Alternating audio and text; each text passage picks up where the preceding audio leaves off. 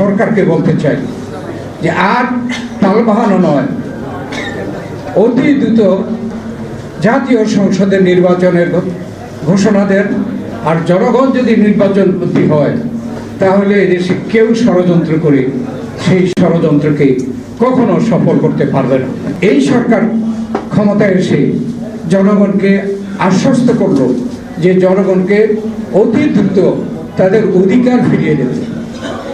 আর আমরা মনে করি জনগণের অধিকার হচ্ছে ভোটের অধিকার, এবং এই ভোটের অধিকার পেলে পরে জনগণ যে গত 16 বছর যাবৎ ভোটের দিকে বঞ্চিত আছে, সেই ভোট তারা স্বাধীনভাবে এদেশে প্রয়োগ করতে পারবে এবং এই জনগণের সরকার প্রতিষ্ঠা প্রথম হলেও জনগণের সংসদ প্রতিষ্ঠা করতে পারবে, তার মাধ্যমে সরকার প্রতিষ্ঠা করতে পারবে।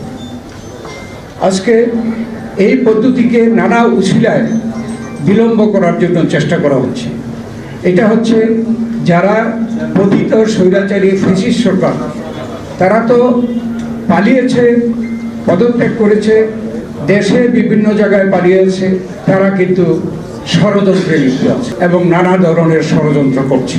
সেই জন্য আমরা বলতে চাই, এই সরকার দায়িত্ব গ্রহণ করার পর থেকে বিএনপি বলছি যে অতি দ্রুত জাতীয় সংসদ নির্বাচনের তারিখ 3 তারিখ ঘোষণা করে আপনারা নির্বাচন ঘোষণা করেন। জনগণ নির্বাচন পন্থী হয়ে যাবে। আর জনগণ যদি নির্বাচন পন্থী হয় তাহলে এদেশে কেউ ষড়যন্ত্র করে সেই ষড়যন্ত্রকে কখনো সফল করতে পারবে না। জনগণই নির্বাচনমুখী হয়ে জনগণই সেই ষড়যন্ত্রকে মোকাবেলা করে। এই জনগণের কিন্তু উদাহরণ আছে। যখন জনগণ সুযোগ পেয়েছে ভোট দেওয়ার, তখন কিন্তু জনগণ ভোট দিয়ে সরকার বদল করেছে। যেমন 91 সালে বিএনপিকে ভোট দিয়ে সরকারে বসিয়েছিল।